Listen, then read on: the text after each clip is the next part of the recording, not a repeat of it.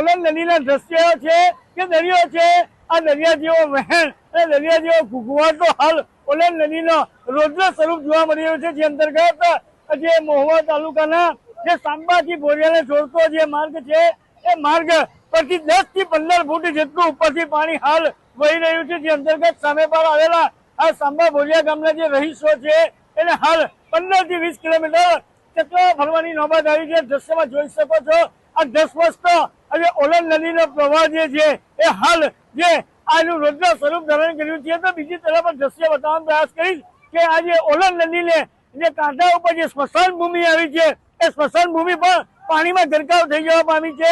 ખાસ કરીને કોઈ ઘટના બને કે ક્યાંક કોઈનું અવસાન થાય તો એને જે અગ્નિદાહ આપવા માટે પણ જે સ્મશાન ભૂમિ હોય છે સ્મશાન ભૂમિની અંદર પણ 8 થી 10 ફૂટ જેટલા હાલ પાણી ભરાતા પરિસ્થિતિ જ્યાં નજર પડે ત્યાં પાણી જેવી સ્થિતિ હાલ જોવા મળી રહી છે। અને ખાસ કરીને આજે તાપી જિલ્લાના ડોલવણ ખાતે જે અવિરતપણે ધોધમાર વરસાદ વરસી રહ્યો છે, જે અંતર્ગત ઓલન નદીએ એનું રૌદ્ર સ્વરૂપ ધારણ કર્યું છે।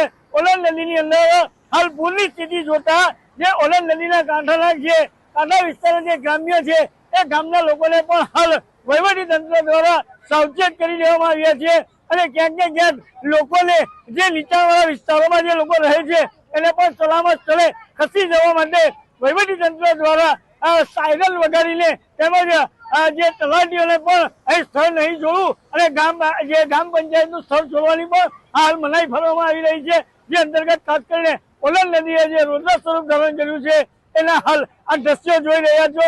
અને ઓલન નદીએ રૌદ્ર સ્વરૂપ ધારણ કરતા કાંઠાના વિસ્તાર જે નદીના કાંઠાના વિસ્તારના ગામો છે એ લોકોને સલામત સ્થળે ખસી જવાની વહીવટી તંત્ર દ્વારા ચેતવણી પણ આપી દેવામાં આવી છે। ખાસ કરીને જે આ ડોલવણ તેમજ તાપી જિલ્લાની અંદર જે ભારે વરસાદ વરસ્યો છે, જે અંતર્ગત હાલ જે આ બ્રિજ છે વલવાડ તરફ જતો મહુવાથી અનાવત સ્ટેટ હાઈવે હાલ સદંતર બંધ કરી દેવામાં આવ્યો છે। દ્રશ્યમાં જોઈ શકો છો તમે કે ખાસ કરીને જે આ ઓલન નદીની અંદર જે પૂરના પાણીને લઈને હાલ વહીવટી તંત્ર દ્વારા બ્રિજને બંધ કરી દેવાની નોબત આવી છે। ખાસ કરીને જે આ રસ્તો જે છે મહુવાથી અનાવત તરફ જતો સ્ટેટ હાઈવે બંધ કરાતા વાહન ચાલકોને હાલ હાલાકી વેઠવાનો વારો આવ્યો છે। તદ ઉપરાંત 108 જેવી જે ઇમરજન્સી સેવાઓ પણ પ્રભાવિત થવા પામી છે। ઓલન નદીની અંદર ભારે પૂરને લઈને હાલ જે આ મહુવાથી અનાવત તરફ જવાનો માર્ગ બંધ કરાતા અનેક ગામો પણ સંપર્ક વિહોણા થવા પામ્યા છે। દ્રશ્યની અંદર જોઈ શકો છો કે આ નદી છે કે દરિયો, આ દરિયા જેવો માહોલ હાલ નદીનો જોવા મળી રહ્યો છે।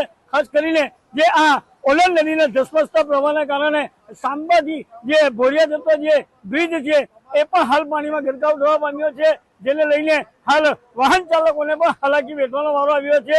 તો બીજી તરફ જે મહુવાથી અનાવત તરફ જવા માટે હાલ લોકો તેમજ વાહન વ્યવહાર માટે 55 થી 60 કિલોમીટરનો ચક્રાઓ ફરવાની નોબત આવી રહી છે। કેમેરામેન સ્મિત રાઠોડ સાથે કેતન પટેલ, ન્યૂઝ 18 ગુજરાતી, મહુવા, સુરત।